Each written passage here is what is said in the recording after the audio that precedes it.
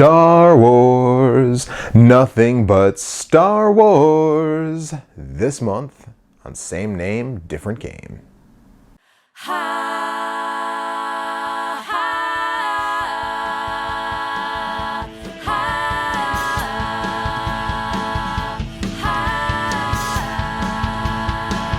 want the freshest cat possible.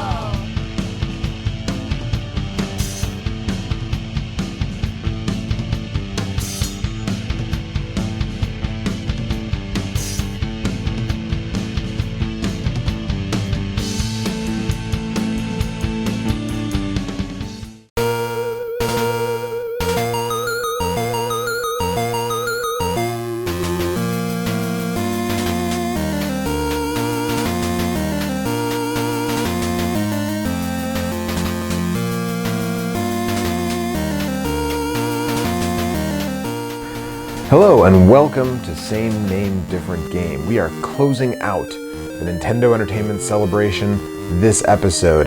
It has been nothing but NES games here since June. And that's all been in honor of the Nintendo Entertainment System's 30th birthday. October 18th, 1985 is when that system was launched. So we've been celebrating 30 years of NES goodness here, and it is time to finally shut it down. And what better way to do that, have I got a doozy for you, than with Star Wars. We are less than a month away from the theatrical release of the first Star Wars film in over a decade. So let's dive right into it with a little history. On the off chance you've been living under a rock for the last, ever, Star Wars is a 1977 science fiction film written and directed by George Lucas. It was only the director's third feature film and, of course, a massive success. A success on a scale that's hard to quantify. Put it this way, 4 of the 20 top ticket-selling films in history are Star Wars films. And soon, I wouldn't be surprised if that number became 5. Now, besides the 5, soon-to-be 6 other films, Star Wars spawned cartoons, made-for-TV movies, novels, comics, and, of course, video games. The number of games simply titled Star Wars is shockingly low. There was the 1983 vector-based arcade game from Atari.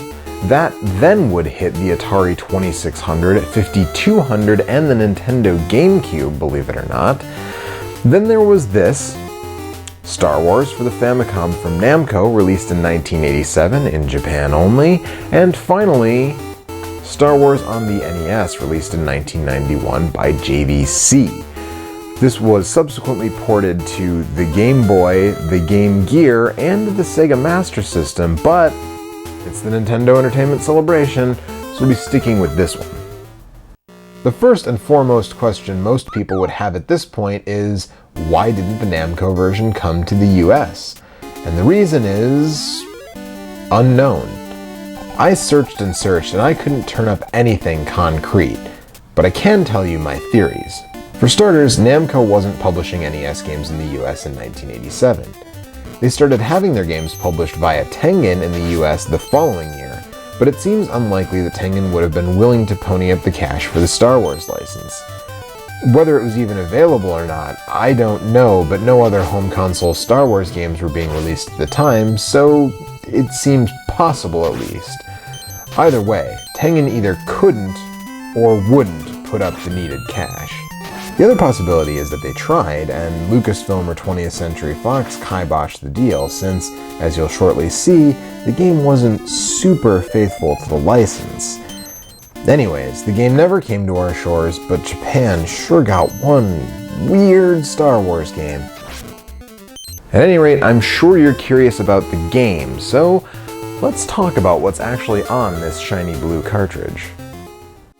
The game is made up primarily of side-scrolling platforming action stages, with some short pseudo-3D space shooter stages and one top-down shooter stage. The game puts you in the shoes of Luke Skywalker with black hair for some reason, as you traverse various planets to save your friends and eventually take on the Death Star. The game actually follows the major points of the film pretty well. Luke starts on Tatooine, he ends up at the Death Star and saves Princess Leia, he goes to Yavin 4, and he blows up the Death Star.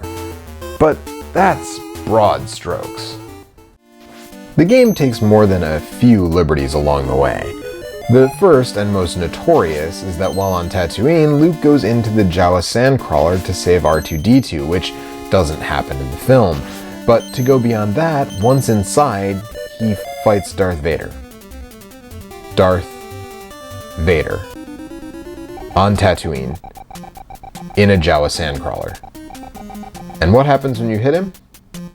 Yeah, you already know. He turns into a scorpion. Because of course he does.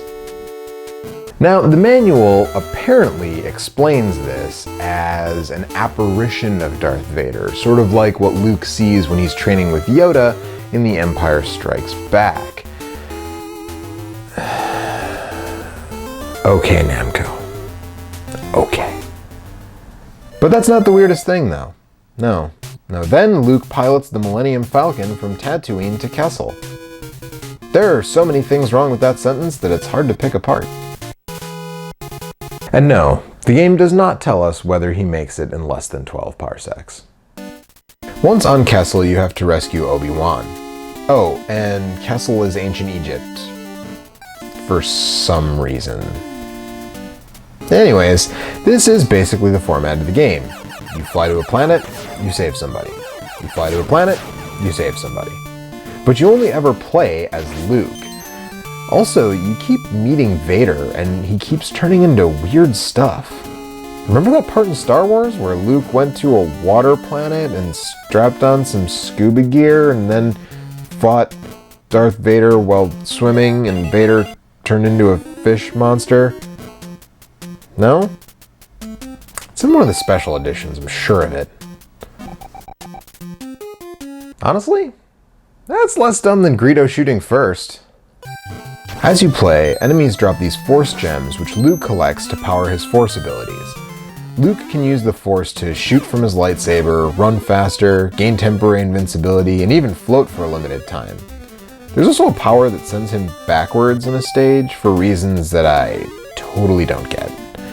It's also the most costly power to use, so I don't know. Whatever.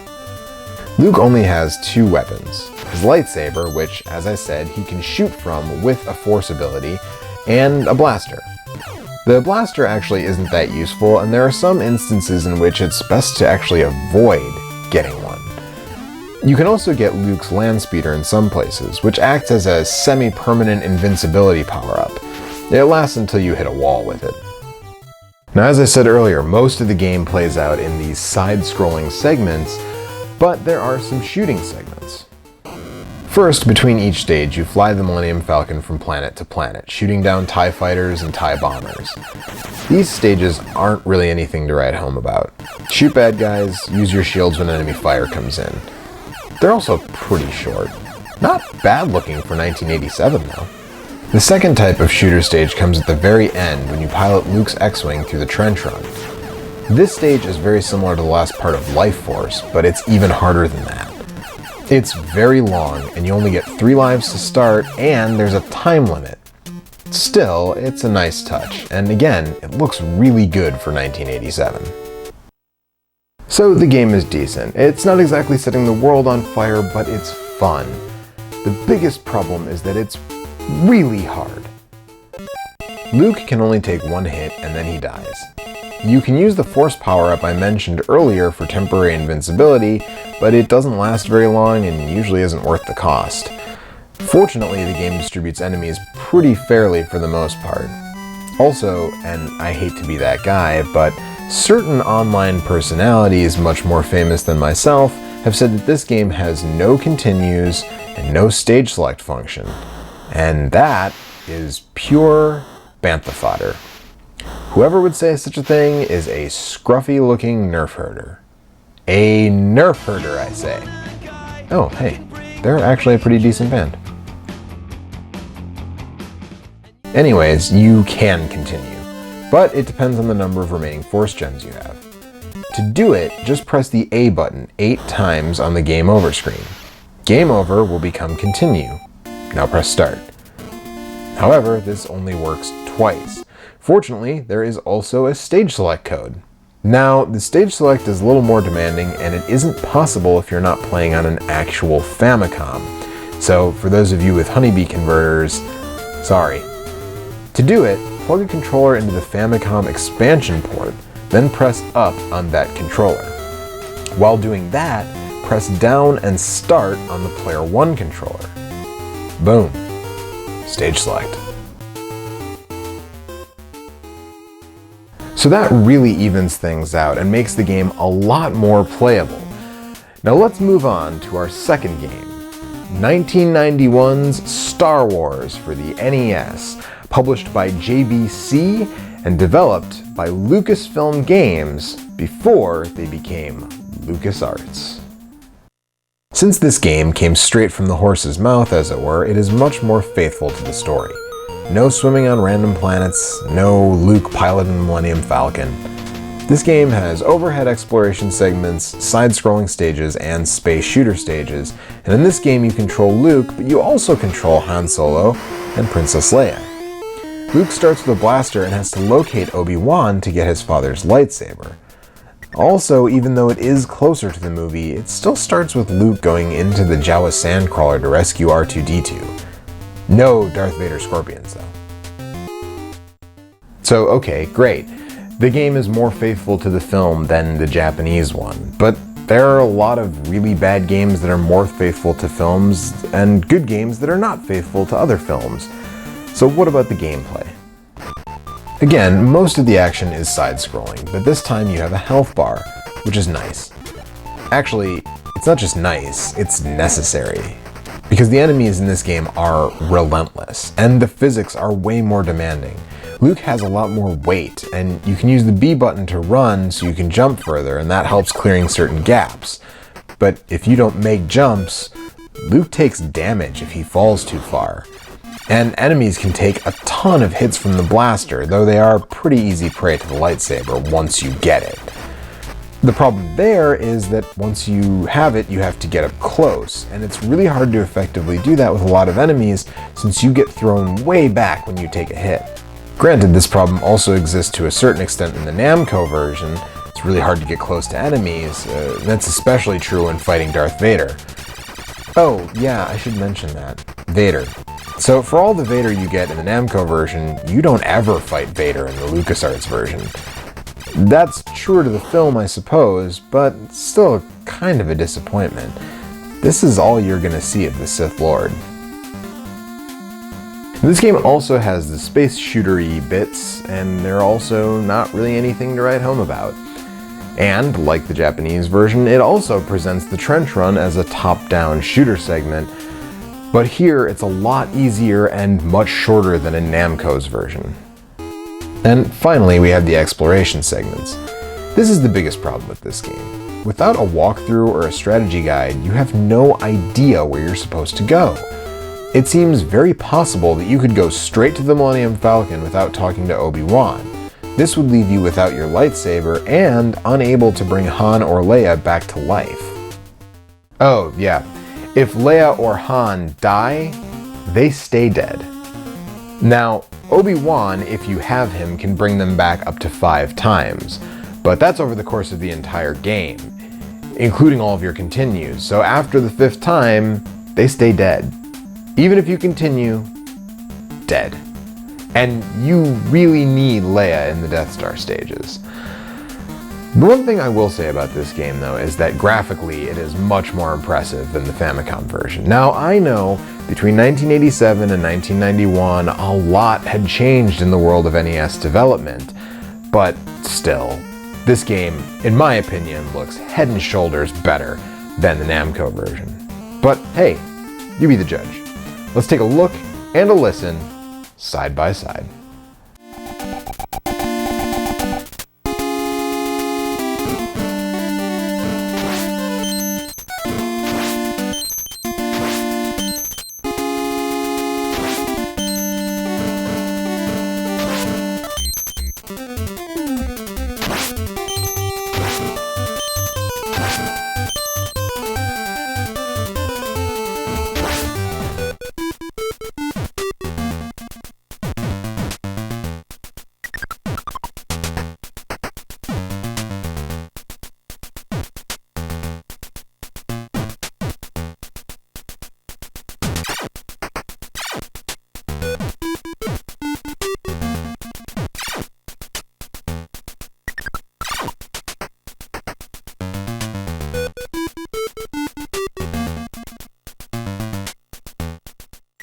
For my money, the NES version sounds a little better and looks a lot better. And that makes it time to give the edge. So in spite of the aesthetic differences, I actually prefer the Famicom version. You don't have to worry about where you're going, you don't take fall damage, you don't get mobbed by enemies, and it's just so weird. It's so not Star Wars in a lot of ways that it's kind of hard to look away from, and it makes for an interesting curio. But really, all that being said, neither of these games really rate in the pantheon of Star Wars games. There's a ton of video games based on Star Wars, and a good chunk of them are better than either one of these. So, unless you're a Star Wars superfan, I would say skip right to Super Return of the Jedi or Rogue Squadron 2. You'll have a better time. And hey, that brings this episode of Same Name, Different Game to a close, and it brings the Nintendo Entertainment Celebration to a close as well. Thank you so much for sticking with me for this 6-episode series. The NES is my favorite console.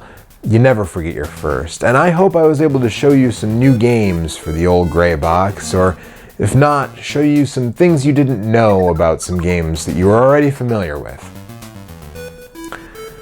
Come back next month, because it's time to spread a little holiday cheer. We'll see you then.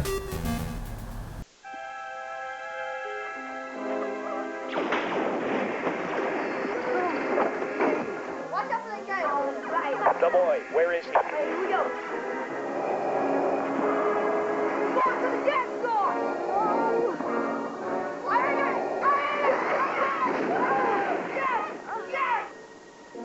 Mom, ever heard of Narnia? Star Wars, a force stronger than your parents doesn't want you playing.